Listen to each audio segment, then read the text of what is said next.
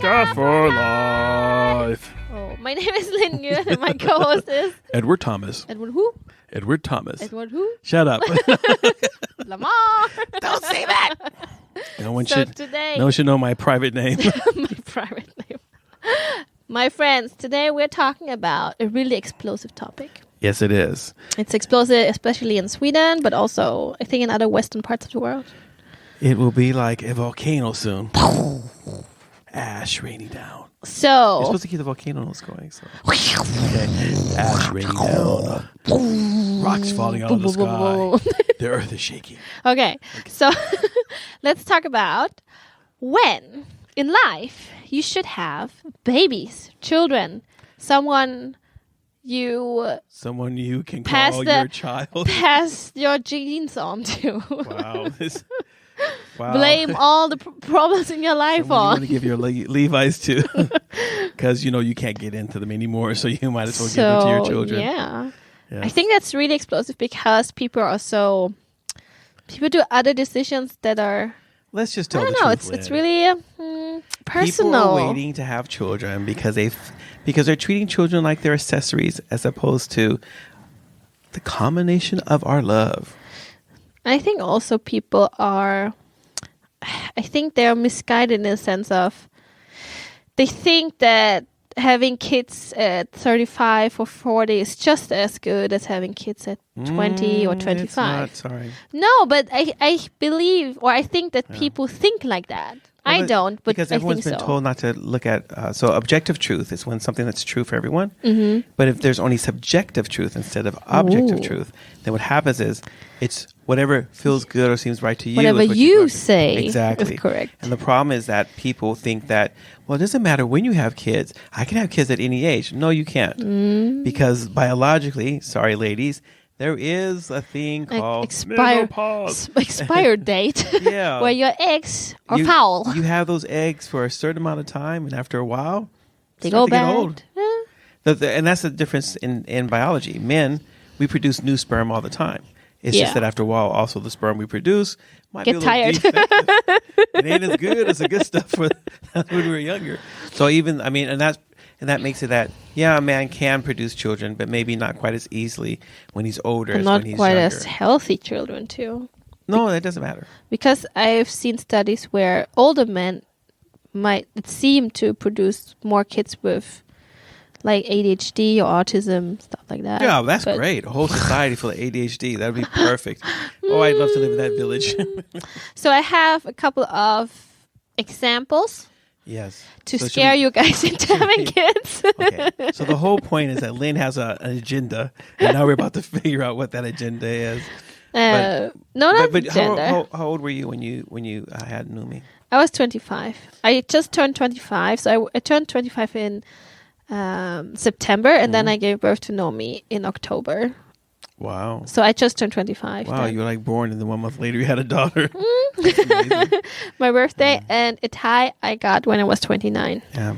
And I think that I was 22 when Eddie was born, 23 when Jonathan was born. Boo. And then I was 26, I think, when Jessica was born. But the mothers, were they 28. your age or were they younger or older? No, I was going to say something really inappropriate. I was going to say, I only sow my seed in the younger. The younger woman. No, but yeah, like they've all been. This really strange thing. For some reason, I seem to have only dated or been attracted to or married people who were born in 1969. So they're always 7 years younger than me. Man, you're old, really weird. disgusting. I know. I like that. But they can have been 7 years younger when you were 22 and you had Eddie. That's illegal. No, that's not. I'm Okay. like, what? Okay, that was the last two. No, Christine and I were around the same age. So she was Around a grade 22 ahead too. of me Yeah. in high school, but we were the same age. Yeah. We're just born in different times of the year. So Yeah. in January, you're held back. In the fall, you get to be pushed up. Yeah. Unfair. Anyway. So, but we were both young. We were both young parents. Yeah. And so, and then I have the advantage of having kids in my 20s and kids in my 30s. And I can tell you the difference, even though it's that 10-year, the 20s and 30s, there was a large enough difference that I could actually tell you that, like, so when I was younger. When you had babies, when you're younger, you have kids. What happens is that life is just not so settled. Yeah. You're able to go with the flow. It's a lot easier. It's actually easier to have a large family like we did when being young, as opposed to if I would have started only like the first kids, like when I was like 33 or something like that, and then we would have had which a lot of people have now. Do, right? Yeah. But that's because people put their career ahead of time. But what happens is, by the time you in your 30s, you should be like in your career. Yeah. And you shouldn't have that break in the career. It actually messes things up for you. So if you're looking at, I know people are going to complain. Sorry, you guys. But what we're saying is that there's a biological function, and when you wait really late, it limits also the amount of children that you can have. Becomes more difficult the older you are, and then you will not have the energy in your 30s. Trust me, you will not have the energy in your 30s you did in your 20s, and when you're in your 40s, you just won't have it. And so sometimes it makes having small children when you're in your 40s really hard because physiologically on you too. It's just your body's at a different phase of life, and you are mentally also. But different strokes for different folks. But anyway, that's what we want to address today, right? Yeah. So I have a couple of examples. So yesterday, for example, just saw a post of a girl. She was in Sweden too for exchange student. She was German, and we spent some time together. It was really fun. And now I saw a post of her. She's back in Germany, and she got apparently married to a Canadian guy in Canada. And she posted she just had a stillborn baby girl. Born in week 20. Wow. And they knew that she had a chromosomal abnormality, and there was less than 1% of her surviving. Wow. And I think it's just so crazy because she's my age, like around 30, either 28 or 32 or something around. She's not old yet. She's not old. You're old, but she's not old. So there was one thing I was just really shocked about. And I mean, it seems to be quite common because I also had a colleague at work, and she's a bit older than me, but also in her early 30s, and she had several miscarriages already. Wow. And last time I was pregnant with Itai, she was pregnant at the same time. Yeah. So we were like, oh, we're going to meet at the hospital, so fun. And then she had a miscarriage at week 14 or 16 or something, like quite late. Yeah. Which was really traumatic because everyone at work knew she was pregnant, and then when I came back, I'm like, wow, she had a miscarriage, so horrible. That's really hard. And then we know this couple who are both doctors, right? And they were, how old are they? 26, 27? Yeah, like your age. No, but I'm 30 now. Age when I met you. They were younger, like 26 or 27. Yeah, they're really young. And they had fertility issues. Yeah. Like, both of them are really young. They're quite healthy. It's not like they're smoking and drinking. No. They're healthy and everything. And they had fertility issues. And then to even address the people who are older and say, oh, you still have IVF and stuff. We know this couple who started IVF maybe when she was around 37, 38. Yeah. And now they're expecting their first kid when she's 42. Yeah. And there are a lot of issues, like, one thing is to have an IVF baby, but another thing, like, you are at risk pregnancy already. Yeah. So think about all the headache you're getting. First, all this IVF treatment that just kills your body. Actually, I'm not sure I know there's a lot of hormones. They have to, take out the eggs and get fertilized and put it back in, and it's all kinds of stuff. It's like first you have like the stimulation part where you have to inject yourself with hormones every single day for it's lengthy it's not time. Like stimulation, like fun stimulation. It's no. And then they have to extract the eggs, and that's painful. It's not like under general anesthesia, but usually you're awake, so they take out as many eggs as they can. And then they fertilize the eggs in the lab, and you don't know. It could be all 11 of them, or maybe you only managed to extract 2 eggs. And then maybe you are really unlucky and both of those eggs are not fertilized because something's wrong with the sperm, or something's wrong in the lab, or something's wrong with your eggs. Can you try to... Then you have to do it again. Yeah, but they use the same eggs. They just try to re-fertilize them again, or... No. If usually they try to fertilize the egg, and then they wait a couple of days until they get into the stage where you can re-implant them. But it doesn't mean that all of these eggs are healthy and going to develop like you want to. Mm-hmm. They usually in Sweden they only implant 1 egg at a time. In other countries they might do 2 or 3, but in Sweden it's like no, they only do 1 at a time because the chances of them getting twins is still higher. Right. Before. But if they do only 1 egg, like, do they know the egg is fertilized? Yeah. Okay. So they fertilize the egg. They have to check the egg is fertilized, and they wait until the egg is dividing itself. Yeah. And then a certain age of the egg division, they are putting it back in, and for that time, you already have to you take hormones, so your uterus is prepared. So the thing is, it's not like a safe game to put the egg back and you're like everything's fine. Right. Many of those attempts just go in vain. So you put them in, you think you're pregnant, you still have to wait 2 weeks until you can check, and then you maybe have a miscarriage again. Wow. And then you have to wait for a certain time to do all this again. So you're building your hopes up, and they keep you build your hopes up, and then they crash. Yeah. You build up, and that's got to be like really traumatic because it's almost like having multiple miscarriages. Yeah. I mean, that you know of. Yeah. I mean, because there's a fertilized egg in there, so there's the potential for life. Yeah. And then you're trying to, and then it's sitting there, and then for 2 weeks you don't know what's going on. Yeah. That's got to make you cuckoo. What people do, I mean, I also watched this documentary when the stork is passing you pass you or something. It's from Denmark because it's a Danish one. Because in Denmark there's big infertility crisis actually in Denmark, even more than in Sweden. But Denmark is like the one like of all the Scandinavian countries, it's the one that they like inseminate like all over the place like crazy. Yeah, they do inseminate. Like they have the sperm banks, but it doesn't mean that their fertility is. Woo. I just figured that. No, but I saw it. But we choose you now. It's time to have a baby. In the documentary, it's really sad because there was a couple they tried for so many times, and they said like at some point they gave up because it was so strenuous for their relationship, like for their marriage. Oh yeah, they couldn't.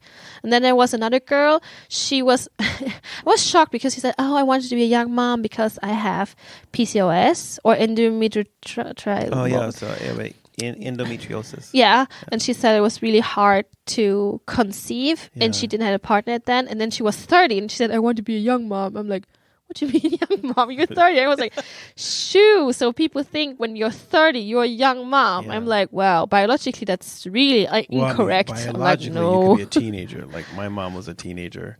My mom was 16 when she had me. Yeah. But but throughout human history, most pregnancies actually happen before 20. So people are like in their mid-teens or whatever. But they say that the most fertile time is between your 17 and 19. Really? Thanks for the advice. But I think in the lifestyle we are having in this world now, in this time and age, this is not a good window. But people have pushed, it's not just a couple of years. Yeah, a lot. I mean, people have pushed 10 years. So the whole 20s, people are expecting that if you have kids in your 20s, you're crazy.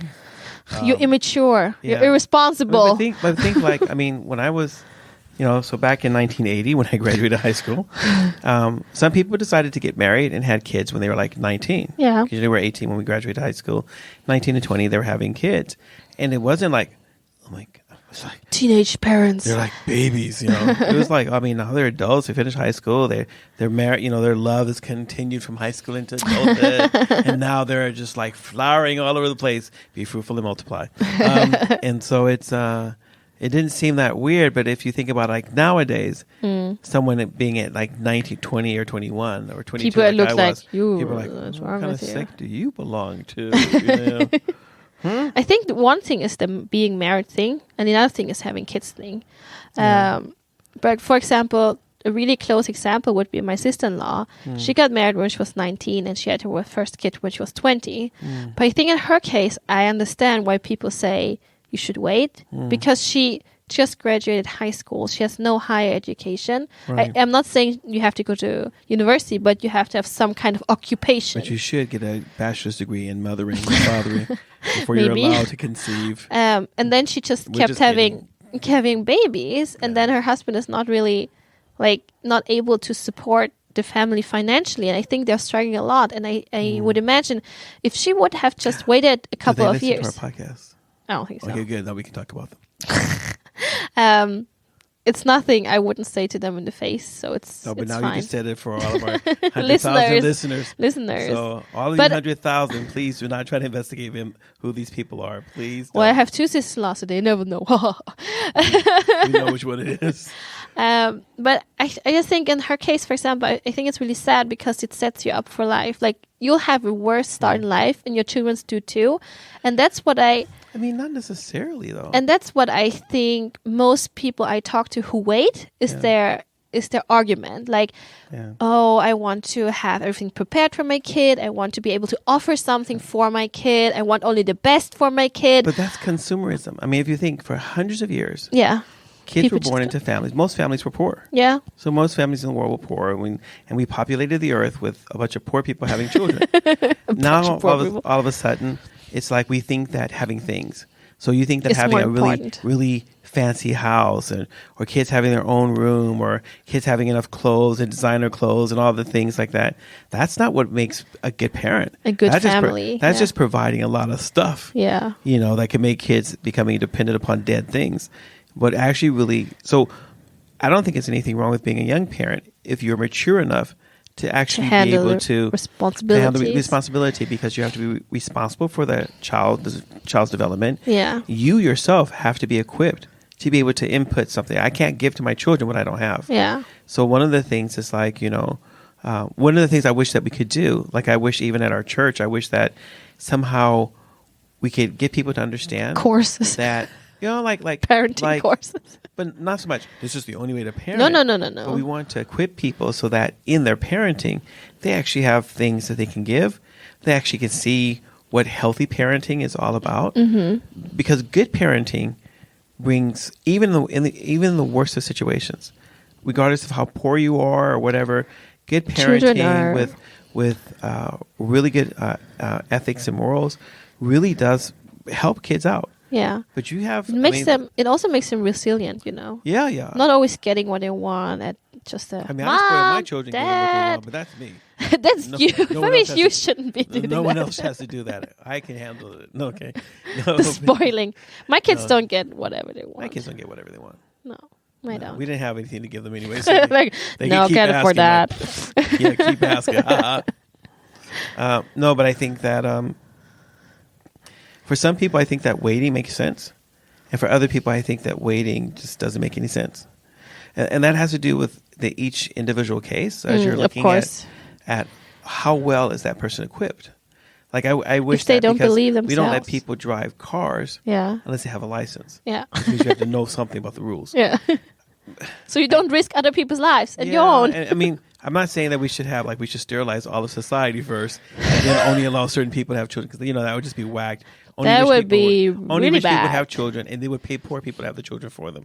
So it's that like, sounds like a Handmaid's Tale. You just steal some fertile people. Exactly. But I think that I just wish that society valued parenting.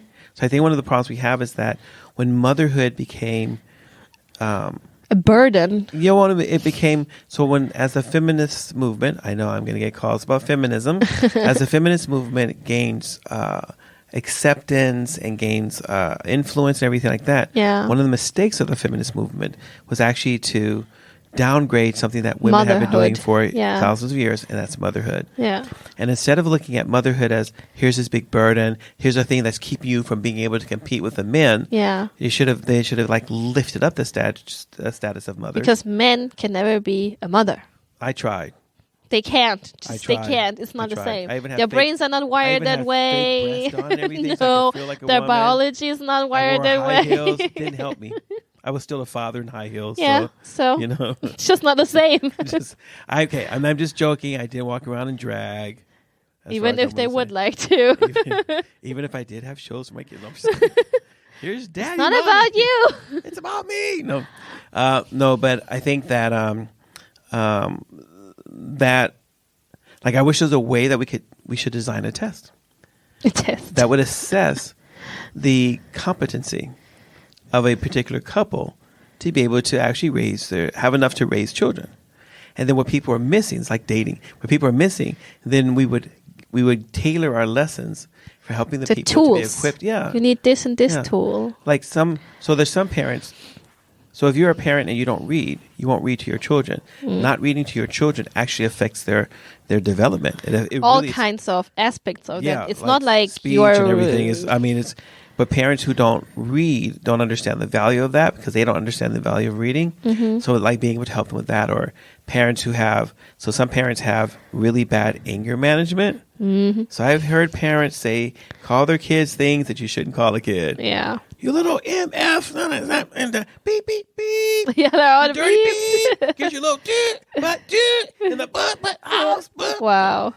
And I'm thinking like, do you just not know other words? Like, Are you teaching your child that this is how you express yourself? I'm like, yeah, exactly. And I'm like, and then you have sometimes that you might be well equipped. You can be really passive. But you decided to partner your life with dead weight.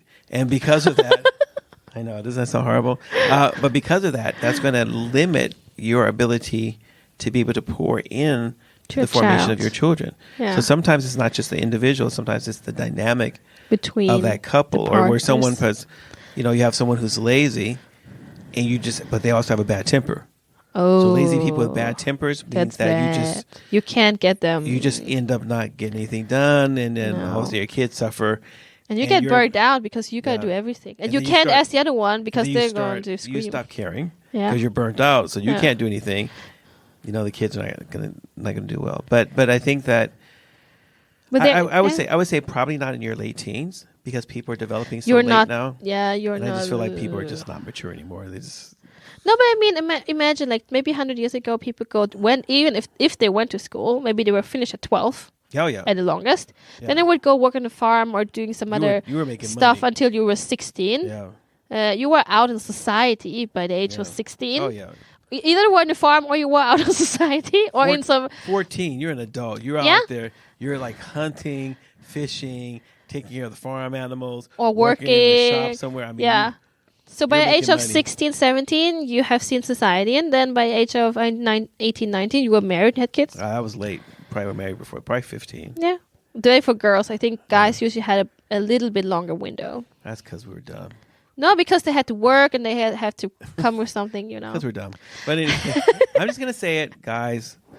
Most of us, I don't know, maybe a couple of coins, a couple of coins shy of a lump of wood or something. But for example, I spent a whole week working with one of my colleagues who had the same shift, and we talked a lot about this. And he said that he was not like mentally ready, and I think I accept that because, or I respect that because he's 30 and he says he doesn't believe that he's ready. But guy is ready. And let me finish. Let me finish. I won't interrupt you. And his girlfriend, she's also 30.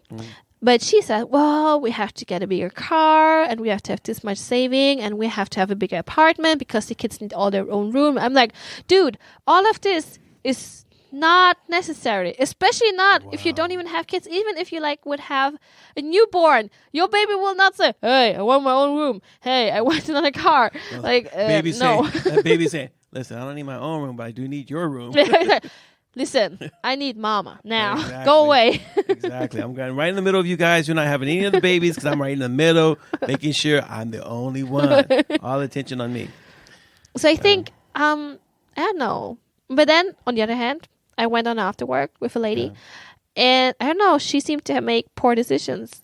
I don't know if it was a result of her having a kid when she was 19 or, I don't know. She should have waited till she was 22. You're so much more mature. But I think the problem is also that when you're really young, you maybe don't have a stable relationship.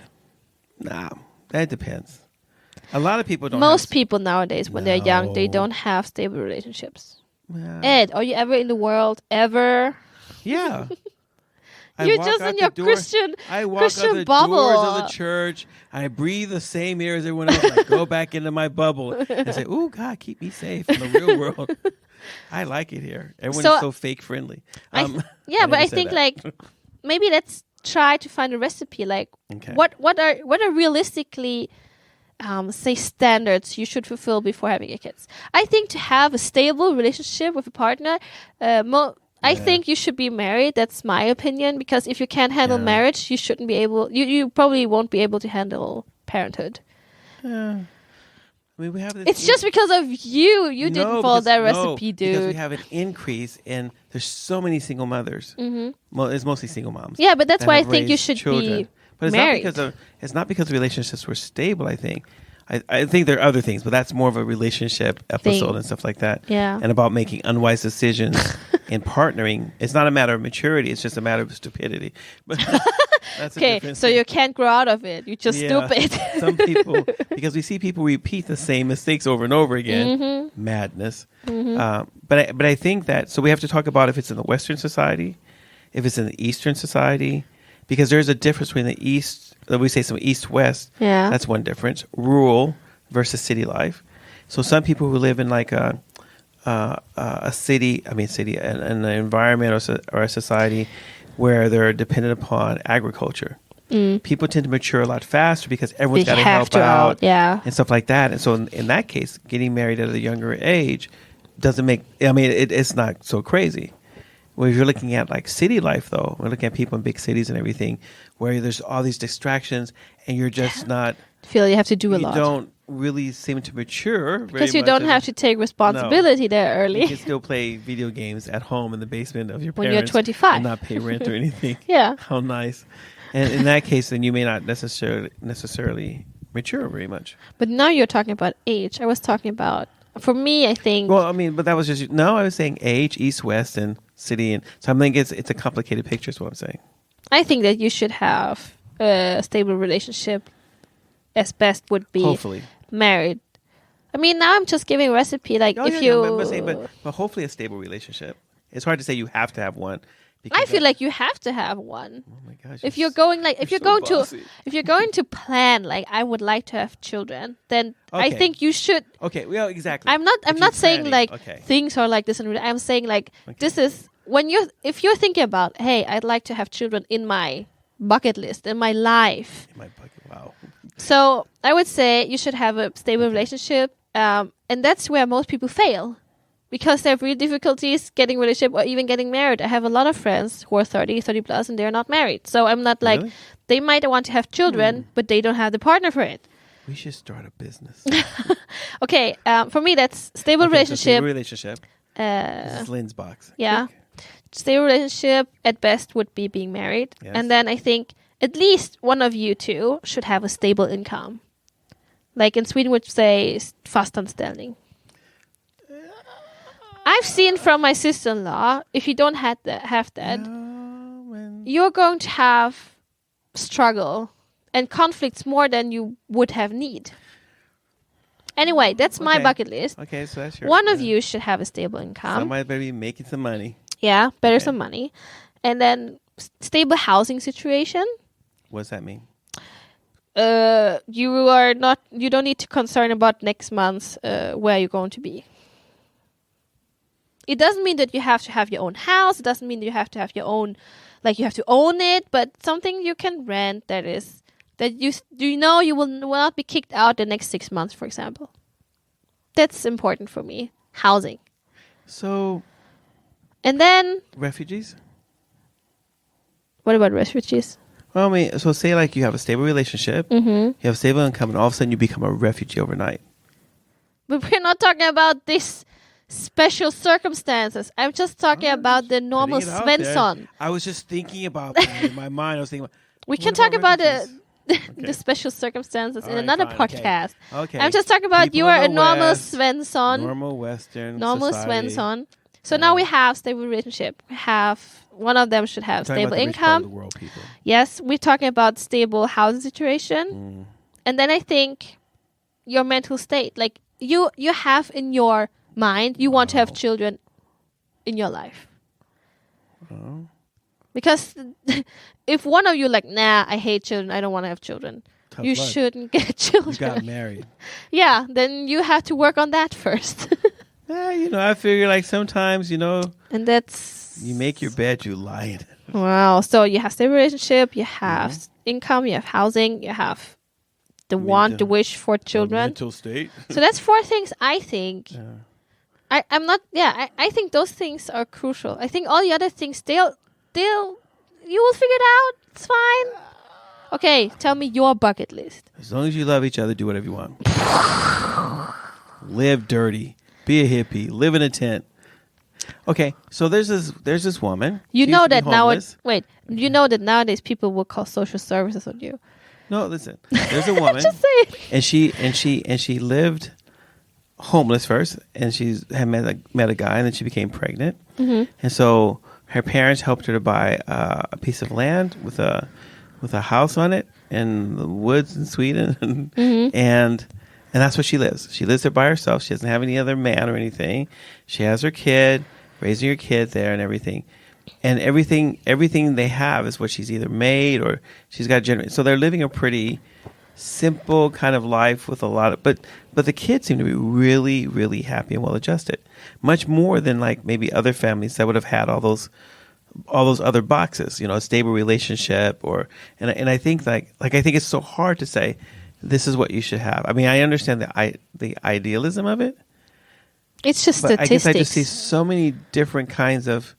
I mean, so I remember like seeing poor people, extremely poor, didn't have much of anything, but yet so the kids seemed to be well rounded and had good values and everything like that. And a lot of times, at least growing up, a lot of the times when I saw the kids who had these things, they had the two parents who were at home. The parents had a good income. The kids had like their own room. They had all these different things, and the parents seemed like stable, normal functioning, kind of like this in front of everybody, and yet still those kids seemed just horrible, rotten. And so I'm like, but isn't that a parenting thing though? Well, I don't know if it's a parenting thing or a combination. Just because of the all parenting thing, kids the are not environment. like that. But what I'm saying, for example, 2-parent household, that's like statistics. You and me, we like statistics. We like data. Yeah, we like data. Yeah. I mean, that's data, and all these things I say, I think they're built on data. Like what you are sharing, that's an anecdote. And I mean, of course, there are always cases where everything goes well, but there are a lot of cases where those things do not go well. A lot. So that's why I'm saying, like, if you have the luxury of choosing, I guess so. I think you should be choosing wisely. Is this the first time that we haven't been 100% in agreement about something? No, I'm sure we also had other issues. Yeah, I We're guess not I'm usually agreeing. right, so you usually agree with me. So. But I mean, you're older, and your I'm life from a your life different was generation. more and your life born is in the more 60s. bumpy. It's not bumpy. It's. I don't It's want to bouncy. point out Let me point all out your life here. all the Look at corners you. you've taken, but I'm not taking any I corners. feel that Oh, your life was a bit God. bumpy. Here we go. Uh, It's not. It just wasn't. my life just started, so I can't say that I'm gonna wait my and life see. won't be bumpy. I'm going to wait another 20 years. I was like, look at all them bumps in the road. It's good to know that your life was just as bumpy. as everyone But else's. currently, I think it goes well. I have 2 kids. Yeah. They seem to be psychologically normal. But you So also have 2 kids in Sweden. And I Yeah. think that even for the families that aren't functioning well in Sweden, if you're not going to function well, be in Sweden. Mm-hmm. Because if you don't function well in the States, you're just going to suffer. Like, I But- think there's places like when you don't have anything, like even if you have things that's really tough, and if you don't have those things, it's just tougher. Mm-hmm. And so you have more bad things that can happen. Whereas opposed to like being in Sweden, there's the safety net thing kind of cushions it a little bit. So that it could be bad, but it could be a lot worse if you weren't here. yeah, but I don't know if you can put a global standard on that, because now we are living in Sweden. And I Yeah. think- But I mean, but I'm saying that it's easy to have. I think it's easy to have a good family life and to feel like things are okay living in Sweden, as opposed to living maybe in other places that have other types of dynamics that are working or whatever. Yeah, could be. But We have to end this this was episode this one of now. those weird, interesting kind of things. I didn't find a lot of things to joke about, so Because this it's was pretty too serious to I have know. kitties. I know. How can I joke about kids? No, but I think that for all of our listeners here, obviously this is a much bigger subject than just one Episode. one episode like that. And so as you're listening to this and then thinking about like the things that we're saying aren't going to always apply to all of your life Everyone. situations, Yeah. but the things you can take it with you and think about it. If you're planning on having children and you think this is my life plan to have children, maybe Which is really sit down reasonable. and think about it and really like assess yourself. That's what we're saying. Really assess and let other people assess you Yeah. to see, whatever you're lacking, why don't you do something about it while you can, just to make the best of your situation. And I always say, like, if you have children in your life plan and some basic things are in order, for example, you have a partner, and maybe one of you has a job, that'd be nice. But then I always feel like you should get children earlier than later. That's also what Jonas and me, like my husband and me, we thought about, like, okay, we always seen kids in our lives. And obviously, we could have had kids 10 years later, like when I was 35 instead of 25. Yeah, that would be really funny.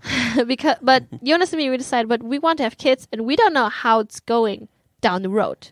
Like with fertility, with life, you never know. So we're like, okay, I graduated.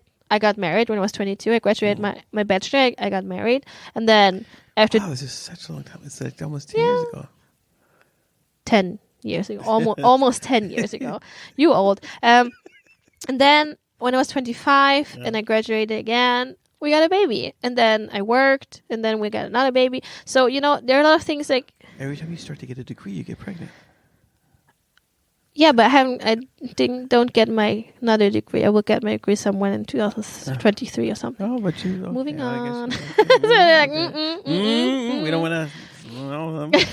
okay. But anyway, yeah. So, but I think that you have a point that... and I think both of us feel like having children when you're younger, that we both would agree that that's... If you can do it, do it. I have a colleague. She's 40 now. And I told her, like, I think her oldest kid is 5 or 6. And I told her, when I'm 40, my daughter will be 15. So she will be able to look after the other kiddies. And that's, I told her, when everyone is going on parental leave, I'm going to be around doing my career because I know I have to work until I'm 70 anyway. Yeah, exactly. So you guys have a bump in your career, but I'll have a smooth ride because I started later. But that's true. But there are some advantages. So my best friend and I, we both have kids that are around the same age. And what we find is that for those of us who've had kids in their 20s, who now that I'm going to turn 60 soon, which means that my oldest son is about to turn 38. Yeah. And so it's really nice having kids who are older when you're like, they're like mature adults, whatever, when you're at this age, because first I can enjoy them and stuff like that. We can talk about and stuff like that. But also, I think, like, I wouldn't want to be at this age now, almost turning 60, and still have like a college student. A preteen. I have a friend of mine, he waited to have kids, of all of us. I think he started when he was like 50. Woo! Why would you do that to your kids? So he still has really small kids. Yeah. Which means, and we have this saying in Swedish called "lille gammal," which means that it seems that this thing that when older parents have kids, they make their kids into old people. It's a really big. It's something that you can actually see people. You're like I can look at people and tell you have old parents. You know what's also sad? When they go to daycare and then you pick them up and the other kids are asking, "Oh, is this your grandpa?" No, it's my dad. Yeah, that's really horrible. But I think you and I will both agree that having children, there is an advantage to having children younger. And there's not just to the career or anything, but just to the way that you raise children. I think it's just a lot easier and stuff like that. So. Jordan Peterson said that when you have younger parents, you have this, what's it called? Beneficial neglect. Yeah. Like, it's not neglect in the negative sense. It's more like you are not so stressed about everything and all aspects of your kid, so your kid has the time and opportunity to develop. Yeah. Because you're not hovering over them. Because you maybe, I don't know, want to go play a game or you want to go meet your friends and you just tag them along and you're not so obsessed with, oh, it's your bedtime? We have to go home now. It's 6 p.m. We got to go. When you're older and you have kids, you tend to think, boy, this might be the only kid I have. Like, or you think, or you're really obsessed that something can go wrong because you waited for so long, so your expectations are so high. You're expecting. Oh, yeah, it's not going to go easy for me. So you're expecting. Yeah. I see a lot of older parents, and they get really like neurotic about like, oh, their bedtime, and they put so much in their schedule. Oh, we have baby swimming, and we have baby massage, and we have the baby theater, and we have this and this. Like every single day, I'm like, oh my gosh, just chill out. Wow. They're babies. They don't need all this crap. It's just for you. It's not for them. So yeah, I wouldn't do that, but I guess because I've already had kids. So they turn out fine. I'm like, I know the trap. You're not gonna get me on that one. I'm like, nah, sorry, keep your money to yourself. I'm not stupid.